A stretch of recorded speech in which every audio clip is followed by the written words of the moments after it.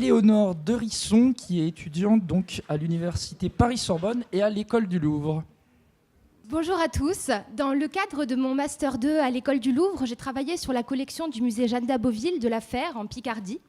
Le musée a été inauguré en 1868 grâce au legs de la comtesse d'Héricourt, qui souhaitait que cette institution porte le nom de sa mère.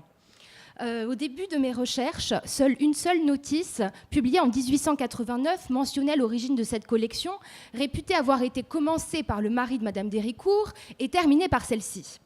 La comtesse y est rapidement décrite comme jolie, bonne musicienne et ayant le goût des arts, alors que son mari, que son père et que son grand-père, qui se sont tous les trois distingués au sein de la célèbre école d'artillerie de cette ville, ont des carrières militaires qui sont beaucoup mieux décrites dans ce texte.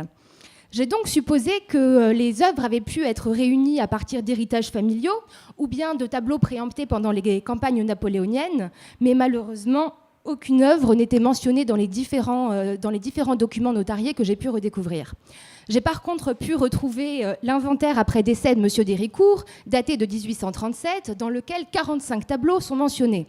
Pourtant, 30 ans plus tard, c'est 295 œuvres qui seront offertes par la comtesse au musée qu'elle créera, alors que 271 autres sont mentionnées dans son inventaire après décès, daté de 1875, portant à 556 le nombre total de tableaux passés aux mains de Madame d'Héricourt de son vivant.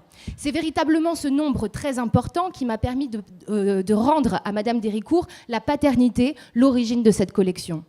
Dans l'inventaire après décès, on voyait noter certains tableaux.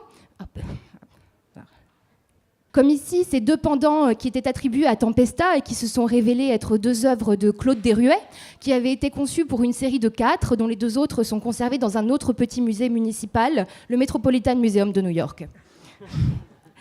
Les musées comportent aujourd'hui de très nombreux chefs-d'œuvre qui étaient tous souvent mal attribués au XIXe siècle. Vous voyez le premier anonyme à l'époque qu'on a pu rendre à Hertren van Leyden et qui est un tableau tout à fait rarissime puisqu'il s'agit d'une des 10 œuvres néerlandaises du XVIe siècle conservées avec son cadre d'origine malgré la réforme iconoclaste protestante.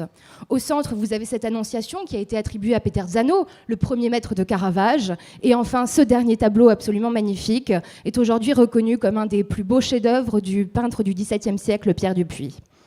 Si les réattributions ont été très nombreuses dans ce musée, c'est parce que Madame d'Héricourt ne semble pas avoir été une très grande connaisseuse d'art. Elle a rassemblé très rapidement une collection encyclopédique et bien trop hétéroclite pour qu'un goût particulier puisse y être décelé. C'est vraiment cela qui m'a permis de dresser une hypothèse d'une collection rassemblée dans le but de constituer un musée au sein d'une ville qui ne conservait alors que la mémoire des hommes à travers leurs grands faits militaires.